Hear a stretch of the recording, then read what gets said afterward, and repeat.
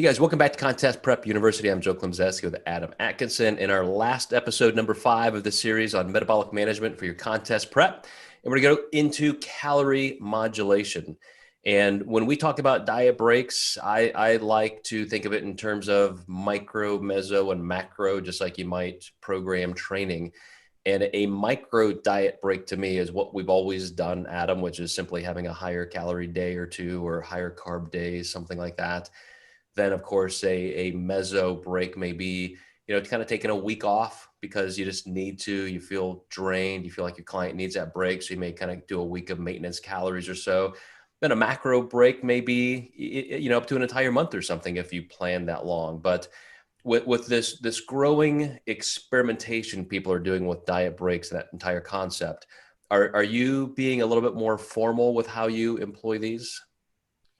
Really depends. So I usually look for a stall or some kind of biofeedback that says this person needs a break. And sometimes it's biofeedback that is more in the client's control. Let's say they're binging.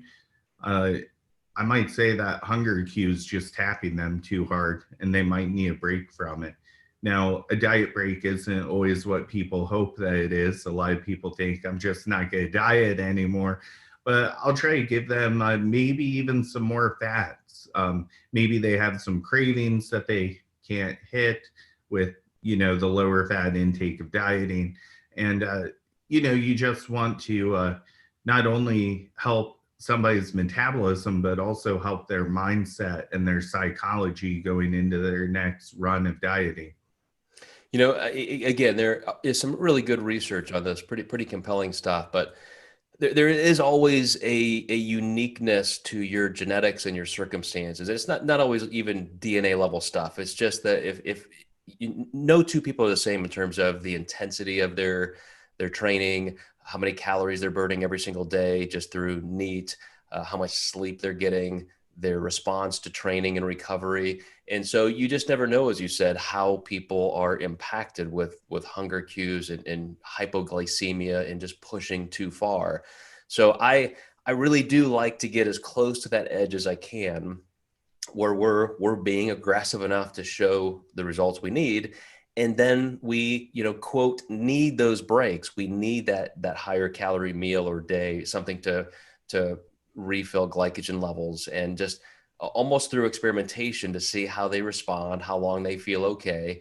And sometimes you'll see those trends where there's just a lot of insurmountable hunger is always on this day. And maybe it's because of a specific workout or because it's so many days after their last higher calorie day. But I like that you monitor that and you do it on a client by client basis. Absolutely. I've found that this has been a new hard for a lot of my elite athletes. They're not used to taking breaks. They want to train 7 days a week and they want to diet, all year long. And you just have to say you can't do that. And you do need these breaks. And interestingly enough, with your elite athletes, sometimes this is the hardest move for you to talk them into.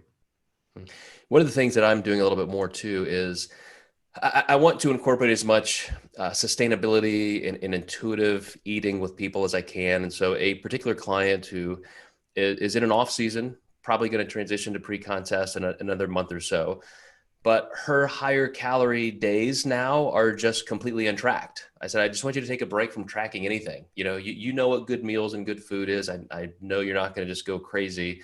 And let's see how you naturally, not just relate to food, but how you feel listening to your own body's internal cues. And of course, she's not gaining weight. She's sustaining exactly how we wanted to. But it makes me feel like when we get into the pre-contest, maybe backing that up to just kind of one, quote, old school cheat meal that's not necessarily weighing every gram and saying, okay, you only get 50 extra grams of carbs for this meal. Maybe we can kind of ride that a ways into the pre-contest phase before we have to really start getting a little bit more objective. And the whole reason is she's kind of earned it. Like, her entire off season, she's only 6 to 8 pounds above contest weight. She's had a nice metabolic building phase that led into that last show. Fantastic off season. and she's just certainly earned the physiological ability to not be quite as rigid. Absolutely. I just had this recently with a client. We were building her refeeds up quite a bit because she was already at high intake and she didn't seem to be gaining our refeeds. And I said, why don't we just go untracked for 1 or 2 days out of the week? And that's been wonderful. And when you can get clients to listen to their cues, it's something special because that's not harmony we get to find with our clients as often. That's kind of like some more forbidden fruit that we find. Well, this is an interesting series. As I was listening to you and even, going through some of my points, it made me think how many different ways there are to handle calorie modulation. So I think we may investigate this for an entire series coming up. But guys, want to thank you for sticking in there for this whole series on metabolic management. And on behalf of Adam, I want to thank you and invite you to their next series in Contest Prep University.